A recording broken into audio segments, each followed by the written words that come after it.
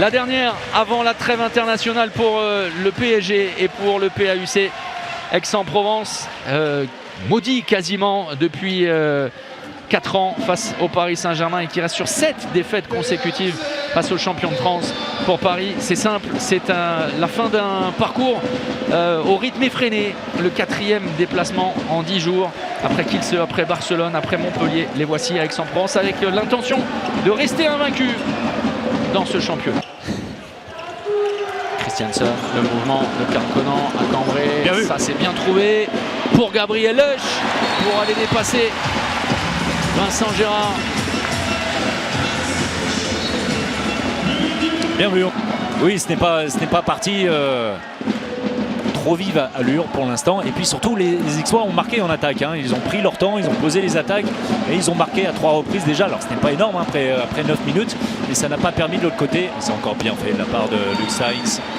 Rebelote, le 1 contre 1, vainqueur sur Abi Rezende et la passe de décalage pour Adama Keita. Peut-être se lever immédiatement, non, ça aurait pu. La défense de Christophe sur Karl Conan, ça y est, c'est désormais chose faite. Oui, celui-là était beaucoup plus facile. Et attention, toujours pas de gardien. Toujours la prise d'information. Oh, superbe! Il a volé le but à Adama Keita. Mais les Harlem Globetrotters sont de sortie. Benoît Kounkoud pour le alley-oop. Ah, c'est un petit peu ça, on va regarder tout ça. Le temps mort en passant de Thierry Anti, on y reviendra, cette passe et le but, évidemment que ça allait au but. Et il le sait, Benoît Kounkoud, il le sait pertinemment parce qu'il a jeté un coup d'œil juste avant. Le temps mort de Thierry. Hey, oh, oh, oh, oh. Hey.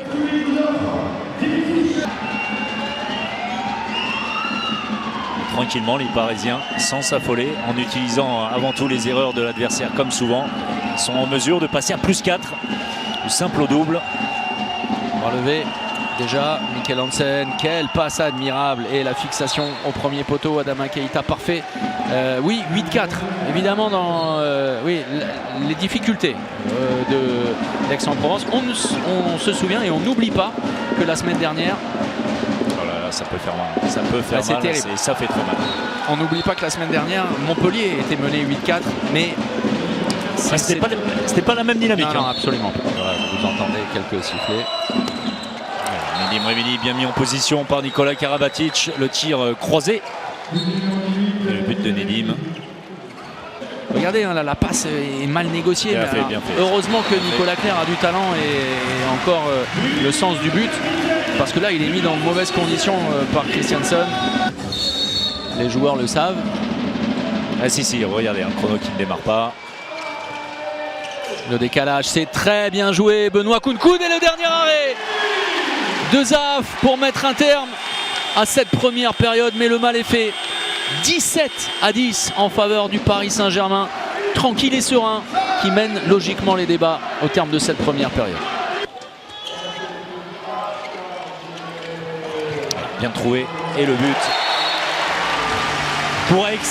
Et là, évidemment, alors à Aix, lorsqu'on parle de Quintin... Oui, évidemment, ça doit parler à Philippe Bana également. Oui, légèrement, on l'a croisé avec plaisir, c'était il y a 2 semaines.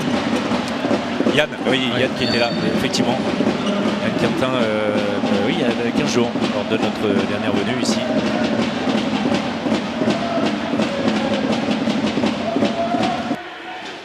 Tiré au meilleur.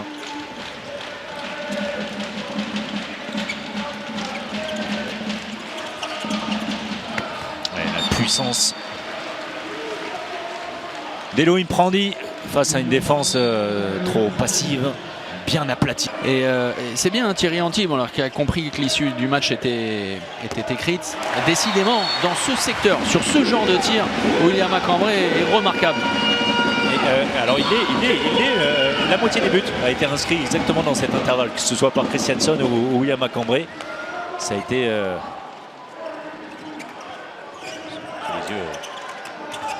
Hansen attentif, ça a été on va pas parler de point faible, le premier poteau trouvé par Ferran Solé, Salah. Oui, Paris a gagné à Montpellier, Paris a gagné à Aix, Paris a gagné à Nîmes. On se réjouit du rendez-vous le 15 décembre dans la XXL 10 000 personnes. Nantes. Et juste pour finir, alors voilà, ça va se terminer comme ça, tranquille, les Parisiens ne vont pas pousser le bouchon bien plus loin. Seulement ce soir, eh bien, malgré tout ce qui a pu se passer, c'est Nantes qui va être juste à cette première pause, à la deuxième place, ouais. Égalité avec cette équipe du PAUC. Mais malgré les points laissés en route, eh bien, Nantes est évidemment dans le coup. Et la victoire donc du Paris Saint-Germain 35-24 sans aucun contest, sans le moindre suspense. Paris trop fort, Paris sans pitié.